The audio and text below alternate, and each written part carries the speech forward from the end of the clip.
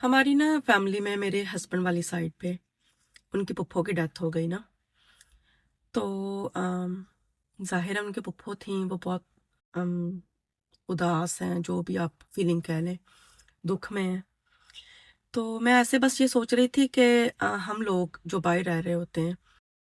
یہاں پہ بہت اچھا لائف سٹائل ہوتا ہے، سارا کچھ ہوتا ہے بنسبت پاکستان میں مڈل کلاس فیملی کی بات کر رہی ہوں۔ تو نا سب کچھ بہت اچھا ہوتا ہے، آپ اچھا کھا پی رہے ہوتے ہو، ہر چیز بہت اچھی ہوتی ہے۔ لیکن بس یہ جو چیز ہوتی ہے نا، لوگ کہتے ہیں کہ خوشی کمی، مجھے لگتا ہے کہ خوشی تو آپ خود مینج کرتے ہو نا، آپ شادی بیاہ کچھ بھی آپ ڈیٹس رکھتے ہو، اپنا اسکیجول اس حساب سے آپ مینج کر لیتے ہو۔ لیکن یہ جو غمی والی بات ہوتی ہے نا، یہ تو بتا کے تو نہیں نہ ہوتا، اس کی تو کوئی ڈیٹ نہیں ہوتی۔ تو یہ جو باہر رہنے والے لوگ ہوتے ہیں نا، وہ بس اس چیز کو مس کر دیتے ہیں کہ وہ جو ایک آخری دفعہ آپ اپنے پیاروں کو دیکھ سکتے ہوتے ہو، کچھ بھی اس طرح نا، کتنا ہارڈ ہو جاتا ہے یہ۔ اللہ تعالیٰ سب کو صبر دیں، اور ایسا بہت سے لوگوں کے ساتھ تو اپنے پیرنٹس کے معاملے میں،